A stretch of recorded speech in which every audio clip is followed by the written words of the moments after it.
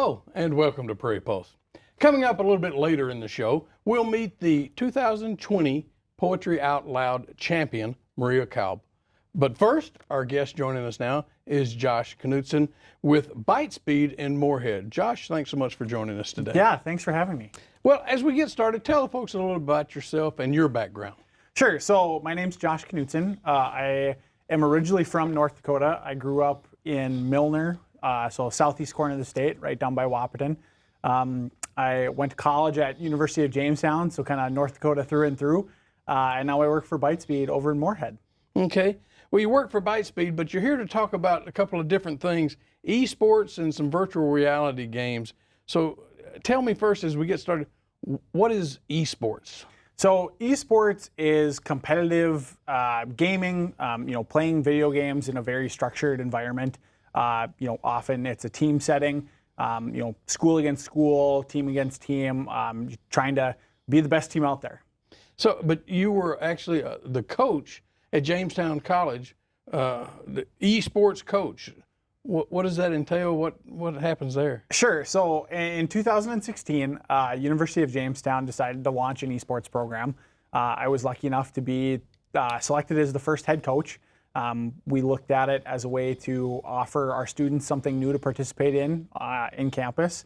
And we designed a varsity level program, just like any other sport.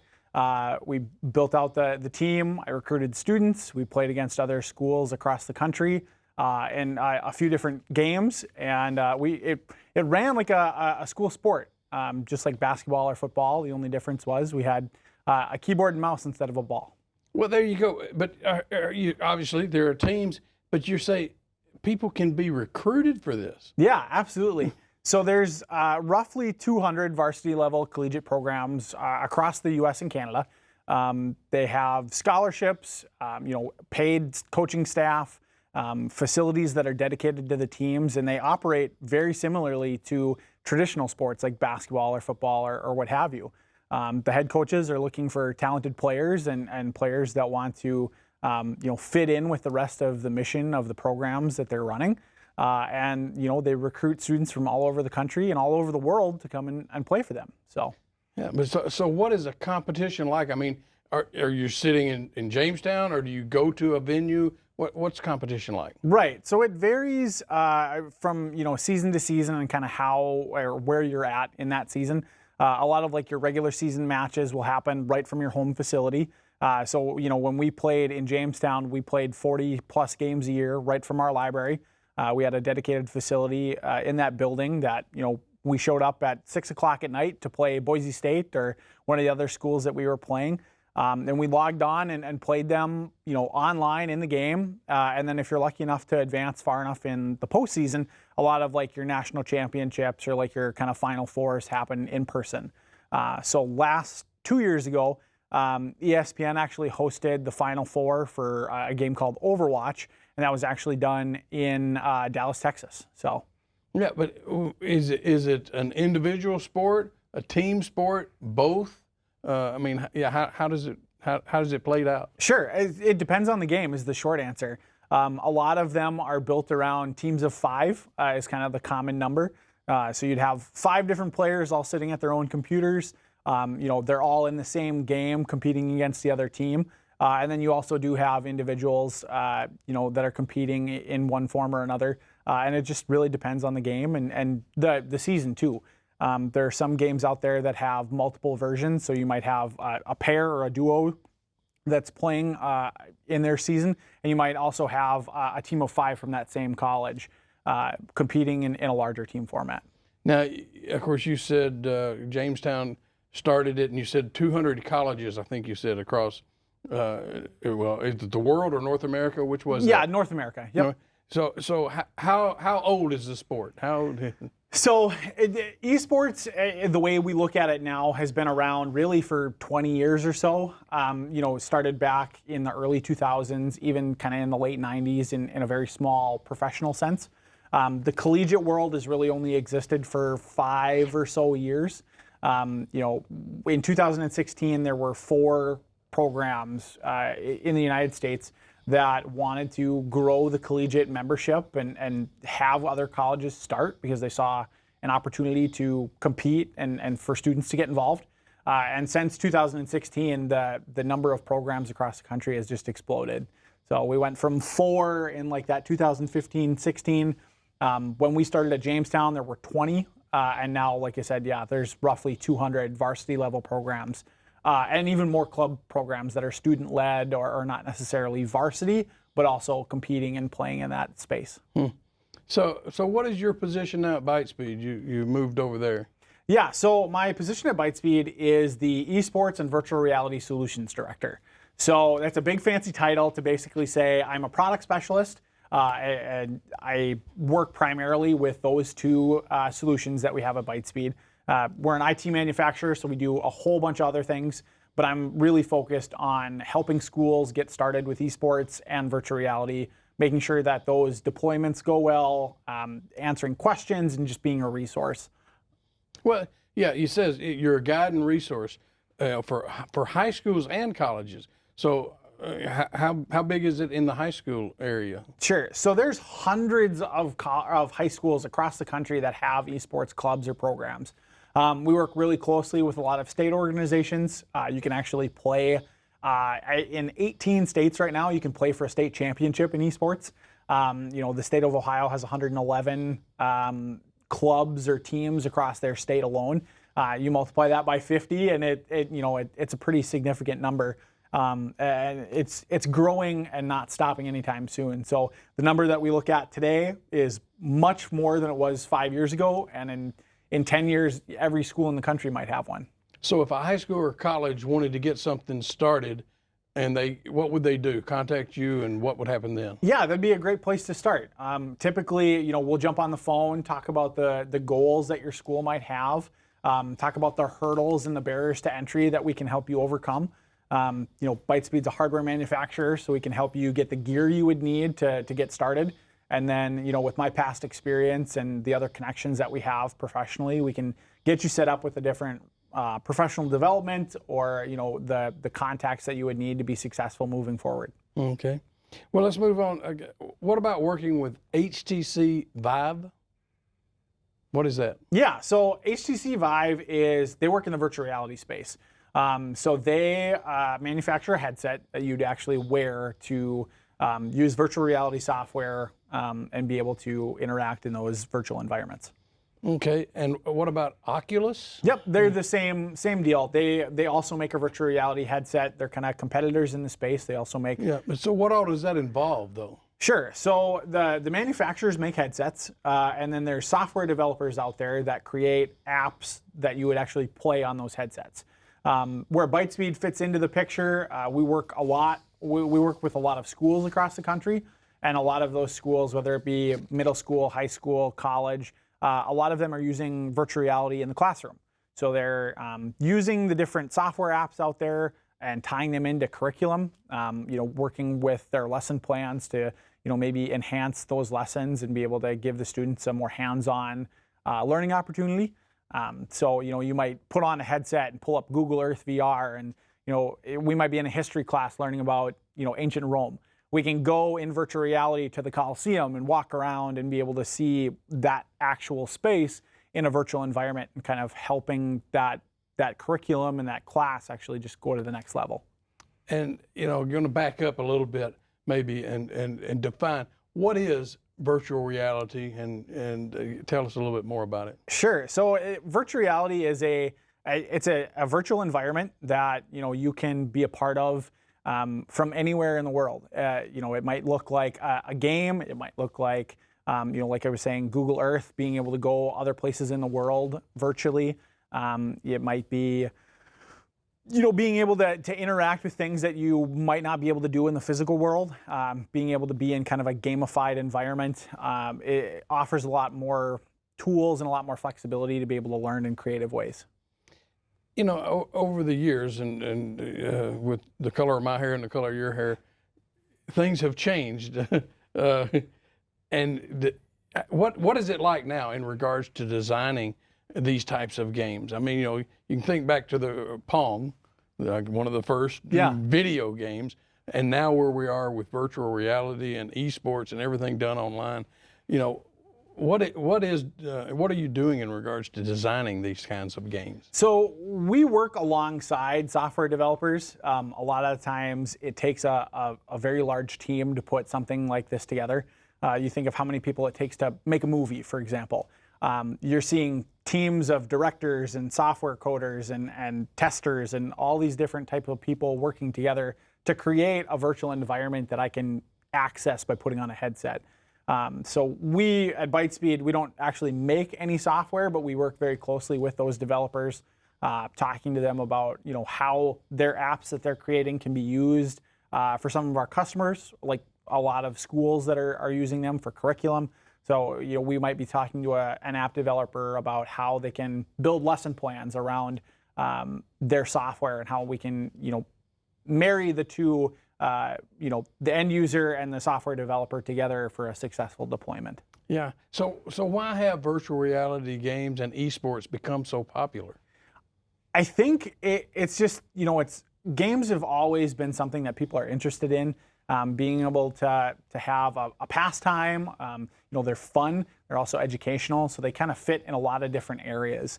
And I think, in our world today, it's so digital. Having more content out there that can be used in non-traditional environments like education, it kind of opens the door to a lot more people to say, yeah, I want to play games. We can use them for a lot more things than just, hey, I'm going to sit down and enjoy an hour of playing video games. Yeah. Compared to other businesses, I guess, in thinking about the COVID situation that we've had over the past few months, are people getting more involved with it because maybe they're spending more time at home and more time on a computer? Yeah, if you look at kind of the last 6 months, the games industry and kind of esports as a whole has really been something that's been succeeding and increasing in popularity. A lot of people who have been at home have started or looked into gaming for the first time, which is exciting. And also, with all the sports that have had to, be on kind of pause right now, esports can happen virtually. So it was a sport that schools could still compete in, even though their players were quarantined at home. So it's been kind of a unique situation where being digital and being, a non-traditional activity in sport, it's really been able to continue growing and becoming more popular. So really, how is the gaming business doing right now? Worldwide? Sure. Gaming is huge. If you take a look at like the worldwide viewership, it's more so, for the League of Legends World Championships, for example. That's the final games of the League of Legends season. More people watch that week-long event or month-long event than the Super Bowl or things like the World Series. So the viewership worldwide is huge. The gaming industry is $1 billion industry. It's more than movies, more than music, and esports is just a small part of that. But everything is growing exponentially every year, and it's a really exciting field to be a part of. You talked a little bit about this, and you think back to the day when television came in, and of course the screen time, and now there are so many screens to watch, but yet there can be great benefit to some of this too. The educators, you talked a little bit, touched on that. But how can educators benefit from these types of systems even more? Sure. So there's a lot of benefits, even specifically just for esports.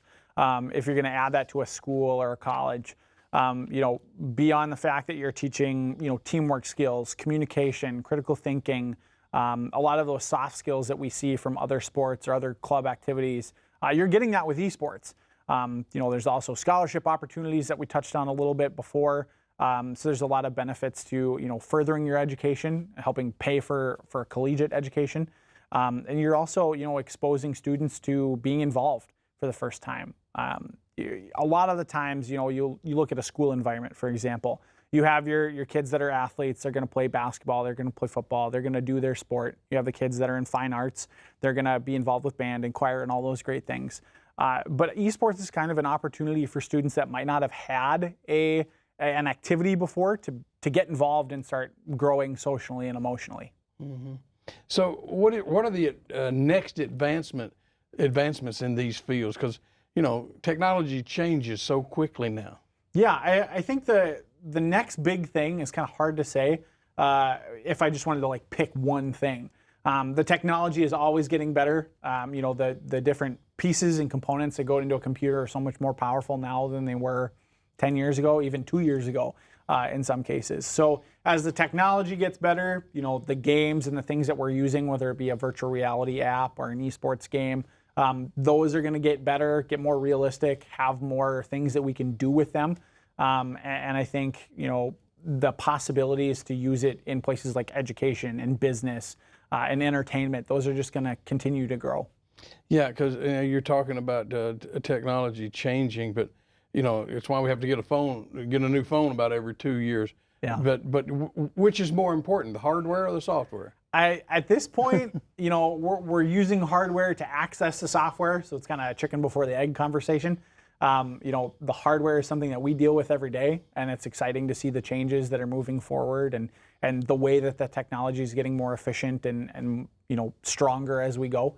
But also, you know, you're seeing those game titles get better every year, run smoother, and it's important to have good hardware so that you can have the software do what it's meant to do. Okay. You know, how intricate or difficult is it to design esport games and virtual reality systems? It's super difficult. I mean, we have, you can take a look at the different gaming studios out there that make the most popular titles. They have, you know, floors of buildings dedicated to different teams that are coding out software and drawing art assets and doing motion capture. It takes a lot of effort to produce a high quality product. So it's a great career field for students to get interested in and start being a part of. And there's a lot of opportunity because there's a lot of need for highly qualified, you know, individuals to be able to work in that field and devote time and energy towards creating an esports title or a virtual reality app. You know, having a child who's was a gamer of sorts, you know, how difficult is it, you know, if you don't have good broadband access to be a gamer? It is a limiting factor. You know, when you're talking about one device, you can have a little bit of a weaker internet connection to be able to play. But having good broadband, having a good connection is always going to improve that experience. And there are things out there, you know, if you're playing on Wi-Fi, that's going to be one thing. If you have a wired connection, that's going to be better, more stable. So making sure that, you know, the places that you're playing from have that access to the internet is a really big part of the esports world because it is an online sport and we have to access the internet to be able to compete and play. So what do you think is the future of esports? I would like to say that in 10 years, every high school in the country is going to have an esports club. And, you know, we're already seeing some big national events get real, you know, attention from traditional media and, you know, ESPN paying attention to them and things like that. I would like to say that like esports in the next 10 years is going to be on par with some of your more traditional sports. You know, we might be talking about Tom Brady playing the football game on Sunday, and then we might also have a sports segment talking about the League of Legends game that happened Saturday evening too. So, well, give me a few more examples of esports titles and what the game's like. Sure. So League of Legends is the most popular esports title in the world. It's like think of like 5-on-5 3D virtual chess. That's like the closest way I can say.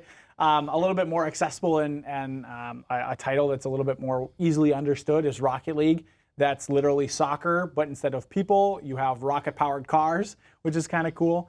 There's a variety of different first-person shooters out there and other game titles that kind of focus more on competitive team play and capturing objectives like capture the flag and things like that.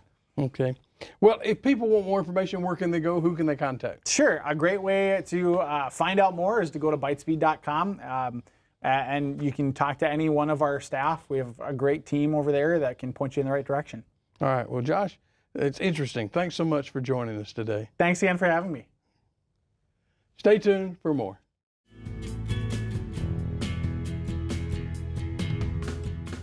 Poetry Out Loud is a high school program that encourages students to learn about poetry while they master public speaking skills and build self-confidence. Maria Kolb of St. Mary's Central High School in Bismarck was the 2020 North Dakota Poetry Out Loud champion. No coward soul is mine. No trembler in the world's storm-troubled sphere. I see heaven's glories shine. A lot of my activities have to do with the arts. I have been dancing for 10 years.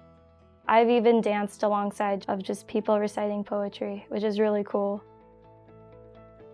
Poetry Out Loud is a recitation competition where students from all over the state come and perform their memorized poems and compete to see who will represent North Dakota at nationals. It starts at the classroom level, and anyone who's interested at my school basically comes and competes to see who will represent our school at the state competition. And then all the school representatives come together and compete to see who can represent North Dakota at nationals. Just like love. The judges are judging you on your performance, how you look, how you are presenting yourself, evidence of understanding, and voice and articulation and accuracy. The Poetry Out Loud website has a huge list of poems where students can pick what poems they want to choose from, and they break it down into certain categories. You need to have one that is 25 lines or fewer, you need to have one that's pre-20th century, and then your third one is whatever you feel like. I normally choose poems that have a lot of emotional depth and have a lot of story to it.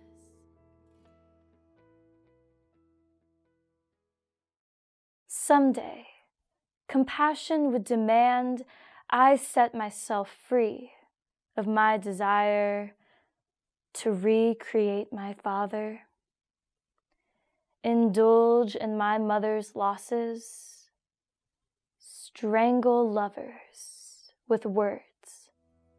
This year was a little different. I was really excited instead of nervous like I usually am. I was really excited to just get up on stage and get in front of the mic and just to say these poems because I've grown so attached to them. And congratulations to our 2020 North Dakota champion, Maria Kalb, St. Mary's Central High School. It feels surreal. It's insane, especially since I've been lucky enough every year to slowly but surely get better in some way. There were a lot of amazing people that competed this year. I'm just happy that I made Final Five, honestly. I was grateful to be back, and I already knew that I'm growing in my own way, and I didn't need any sort of recognition to know that. I always thought poetry was kind of weird. Just random words being put together, and it's like, oh, I guess that's kind of cool. But Poetry Out Loud gave me a deeper appreciation for poetry and how every word does have a difference and makes the poem what it is. I really enjoy poetry now because of that.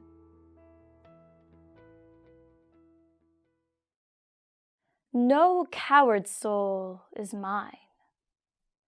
No trembler in the world's storm-troubled sphere.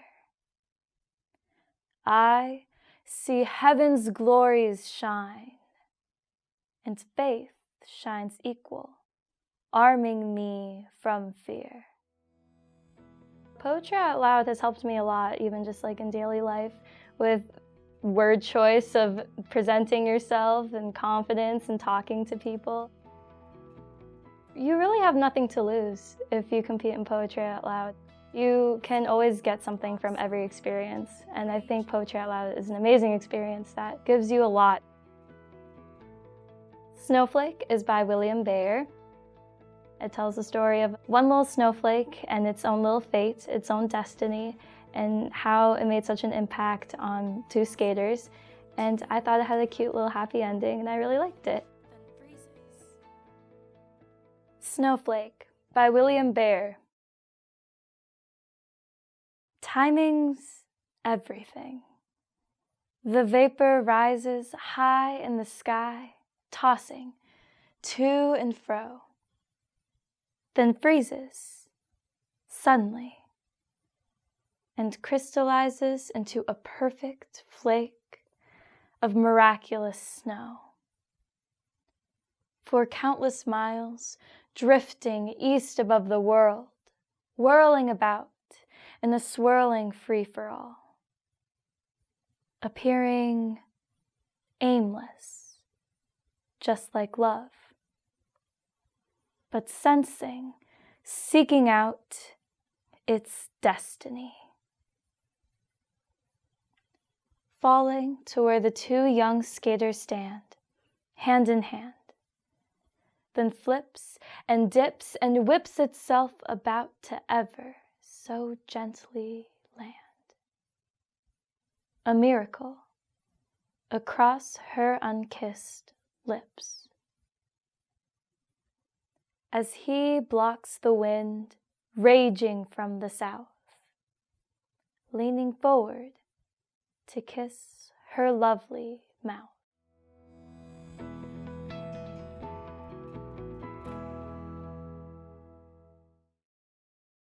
Well, that's all we have on Prairie Post this week. As always, thanks for watching.